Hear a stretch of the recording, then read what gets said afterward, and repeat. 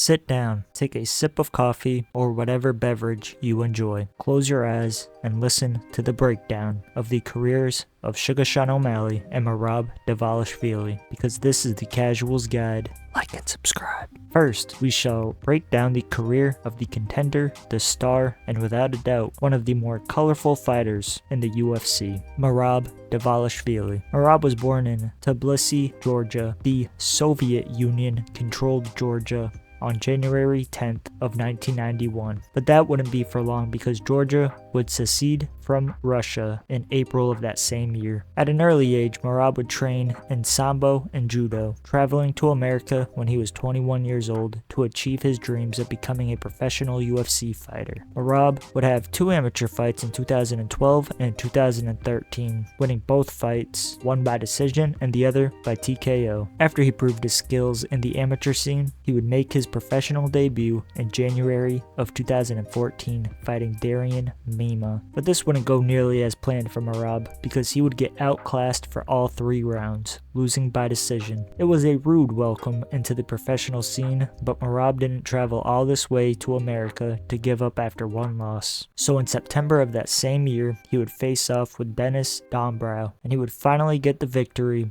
he always dreamed of. He would knock out Dombrow just 50 seconds into the 3rd round. After achieving his first win, Merab would waste no time, taking another fight less than 2 months later in November. This time his opponent would be Ricky Bandejas. This was another very hard fight for the young Merab. He would get dominated from pillar to post, eventually losing by unanimous decision. Things were looking very bleak for Merab. He was 1-2, but he reminded himself that he didn't travel this far just to give up on himself. So Merab would push on and fight once again with a fire lit under him. He would get another matchup in April of 2016, fighting Joffrey.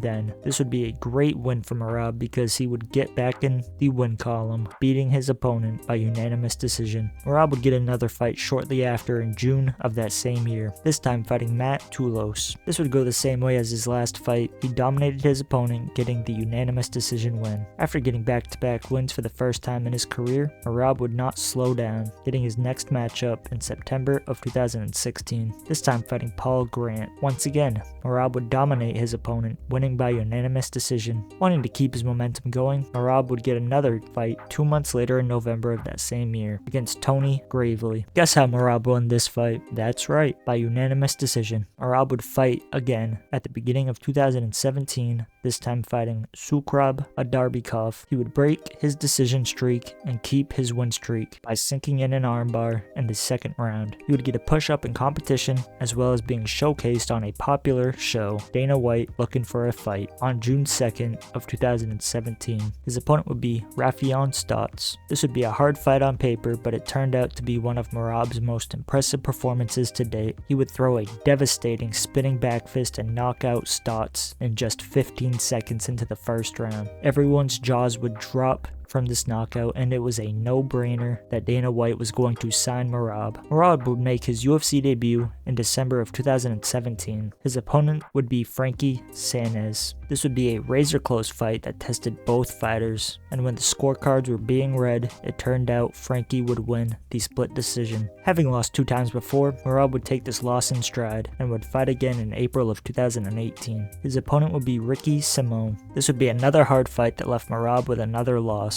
He got choked out by a guillotine choke. On the verge of getting cut, Merab would fight again just a few months later in September. His opponent was Terrion Ware. This is where Merab would show the fans how good he was, beating Ware from pillar to post and winning by unanimous decision. Finally, he got a win in the UFC and had a huge weight lifted off of his shoulders, and he would take his time to fight again. Eventually, he would get another fight with Brad Katona in May of 2019. Reminiscent of his previous win, he would dominate Katona and get the unanimous decision win, showcasing his cardio and grappling. Merab would take the rest of the year off, sharpening his tools and improving his understanding of mixed martial arts. He would fight again in February of 2020 2020. This time, his opponent would be current convict and felon, Casey Kenny. This would be a very impressive showing for Merab once again, winning in his usual way, a unanimous decision. After getting 3 wins in a row, he would go on to his next fight with more confidence than ever before, fighting again in June of 2020. His opponent would be Gustavo Lopez. Merab would unsurprisingly dominate his opponent, winning by unanimous decision once again. After getting 4 wins in a row, Merab would get a jump up in competition, fighting a former title challenger and fan favorite John Dodson. This would be one of his biggest wins to date. This would be one of his biggest wins at the time, dominating his opponent once again due to his relentless pressure and non-stop grappling. He would win by unanimous decision. Merab was slowly but surely getting closer to the top of the rankings, but he still had a long way to go before getting a title shot. In May of 2021, Merab would fight another up-and-coming fighter, Cody Stamann. This would go the same way as his previous fights, domination, and winning by unanimous decision. Just a few months later, Merab would fight a former champion and fan favorite Marlon Moraes. Merab would keep his win streak intact and break his decision streak, finally achieving his first finish in the UFC, winning by TKO in the second round. After getting a massive win, Merab would fight another former champion that was another fan favorite, Jose Aldo. Merab would dominate Aldo from pillar to post and leave no question as to who was the better fighter at that time, winning by unanimous decision. But Merab made one fatal mistake. He broke the news that Jose Aldo was planning on retiring and Merab had forced his hand. This rubbed many fans the wrong way due to Jose Aldo's legendary status, leaving newer fans with a bad first impression. Merab would move on with more confidence than ever before and get the opportunity to be the main event for the first time in his career. His opponent would be former champion, No Mercy, Petr Yan. Merab would dominate Yan and break the record for most takedown attempts with an impressive 49 attempts in 25 minutes. While he missed a majority of those attempts, it left him with a crazy amount of control time and had Yan fighting the takedown instead of striking. After breaking a UFC record and having one of the longest win streaks in the bantamweight division, he'd be given the opportunity to fight a former double champion and Olympian gold medalist, Henry Cejudo. This was a close matchup on paper, but once the ref said fight, it was one-way traffic for Merab,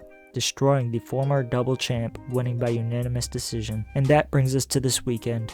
Merab is getting his first opportunity to win a championship belt, as well as avenge his best friend Aljamain Sterling, his opponent being Suga Sean O'Malley. Merab stands at 5 feet and 6 inches tall and is currently 33 years old. He has 17 wins and 4 losses. He has won 3 fights by knockout, 1 fight by submission, and has 13 decision wins. He has lost 3 fights by decision and has been submitted 1 time. He has an underwhelming 76% decision rate in his wins, but he is currently on a amazing 10-fight win streak. And now it is finally time to break down the Suga Show. O'Malley has made a name for himself whether you love him. He is also one of the few fighters to have a younger fan base, which is somewhat of a rarity for UFC fighters. Sean was born in Helena, Montana on October 24th, 1994. O'Malley currently trains in Glendale, Arizona at the MMA lab led by head trainer John Crouch and is coached by his longtime friend Tim Welch. O'Malley was given the nickname Sugar by one of his MMA coaches in Montana early on in his career. After achieving an amateur MMA record of 9 wins and 2 losses, an amateur kickboxing record of 4 wins and no losses, as well as an amateur boxing record of 2 wins and 0 losses, O'Malley stuck with MMA and turned pro. And to start off his professional career, O'Malley would fight Josh Reyes in March of 2015, and he would win in spectacular fashion, getting the knockout just 1 minute and 33 seconds into the first round. Naturally, O'Malley would fight again shortly after his knockout win in July of that same year. O'Malley would fight Shane Sargent. Once again, O'Malley would win by knockout just 2 minutes into the first round. After back-to-back first-round knockouts, O'Malley would fight again in the following month in August of that same year, this time fighting Omar Avlar. O'Malley would dust off his gi and sink in a rear naked choke just 2 minutes into the first round. O'Malley was looking unstoppable and would fight again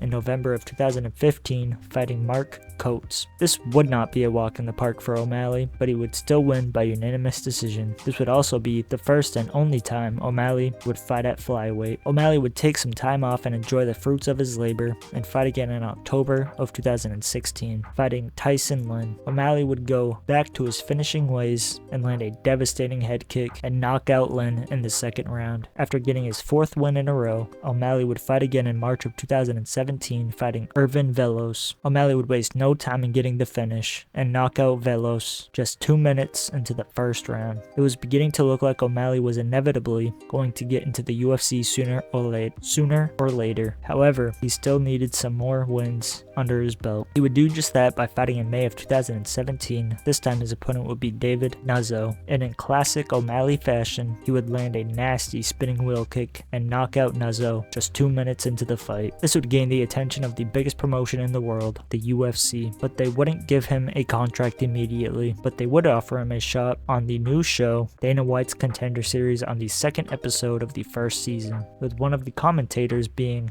none other than Snoop Dogg. His opponent will be Alfred Kajakian. This was a very entertaining fight, having everyone at the show losing their minds at the Suga Show, and O'Malley would knock out Alfred just 4 minutes into the first round. Snoop Dogg would make the knockout go even more viral, screaming "O'Malley, O'Malley" into the mic and demanding Dana White give him a contract. This had the MMA fanbase buzzing in anticipation to see how good this guy really was. O'Malley would make his highly anticipated debut in December of 2017, fighting Terrion Ware. This would be a tougher fight than many expected, but he would still win by unanimous decision. After getting his debut out of the way, he would fight again in March of 2018, this time fighting Andrei Sukumtov. This would be another hard fight for Sean, but he was still dominant and won by unanimous decision once again. But not all was good for O'Malley, because he failed his drug test due to ostarine, which can be transmitted by sweat, meaning he could have got it from a teammate. But for the uncharitable fans,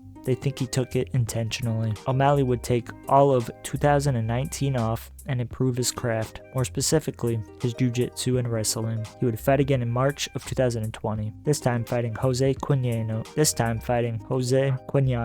This would be a walk in the park for O'Malley, because he would land a nasty head kick followed up with a straight punch to the mouth and get the knockout win just 2 minutes into the first round. After getting back into the octagon after 2 years off, O'Malley would fight again in just 2 months later in June of 2020, this time fighting a veteran of the sport, Eddie Wineland. This would be one of his best knockouts to date, landing a very clean straight and sending an unconscious Eddie slamming into the canvas just 2 minutes into the first round. Sean was on cloud 9 after the back-to-back knockouts, and he would fight a fan favorite and future rival, Marlon Chito Vera. This would turn out to be a notable fight for many reasons. Chito would land a nasty calf kick that gave O'Malley drop foot, meaning his foot was completely numb and he couldn't control it. This would send him falling into the ground, and Chito would jump on top and land devastating ground and pound shots with a clean elbow to finish it off, forcing the ref to jump in and stop the fight. This would turn out to be somewhat controversial due to O'Malley saying it wasn't a real loss, and if his foot didn't give out, he would have beaten Chito, with other fans protesting that he was knocked out when Chito landed the elbow. After getting his first loss on paper, O'Malley would take some time off and fight again in March of 2021, fighting another veteran, Thomas Almeida. This would be a hard fight, but O'Malley would get the knockout in the third round with another clean straight to the mouth, achieving another walk-off KO. Fast forward to July of 2021, O'Malley would fight the newcomer, Chris Moutinho. Chris was a lamb for slaughter, and it turned out to be just that. O'Malley would land an absurd amount of shots on Chris. He would land a total of 230 strikes, with 76% of those landing to the head. He would win by TKO in the third round. After that insane performance, O'Malley would fight once more in 2021 in December. This time he would be fighting Julian Paiva. Long story short, he would get the knockout 4 minutes into the first round. So O'Malley would finally get a ranked matchup fighting another veteran, Pedro Munoz. This would be yet another controversial fight for the Suga Show. This would be yet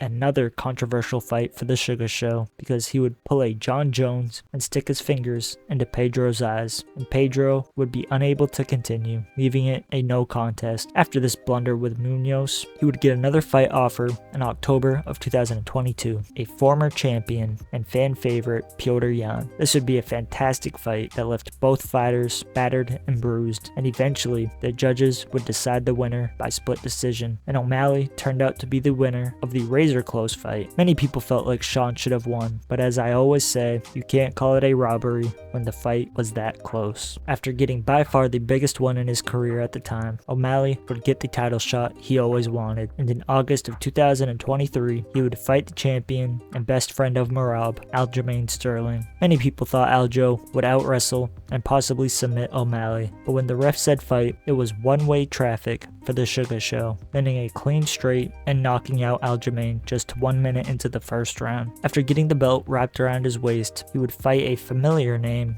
one of his rivals, Marlon Cheeto Vera. Again, people felt like Cheeto would land shots too powerful for O'Malley, but once the fight happened, it was the other way around. O'Malley would dominate Cheeto and win by unanimous decision. Getting the win, O'Malley would break the record for most strikes landed in a bantamweight championship fight. Currently, O'Malley has a great record of 18 wins with only 1 loss, as well as 1 no contest. He has 12 knockout wins, 1 submission win, and 5 decision wins. His only loss has been by KO, or technically TKO. O'Malley is currently 29 years old and stands at 5'11".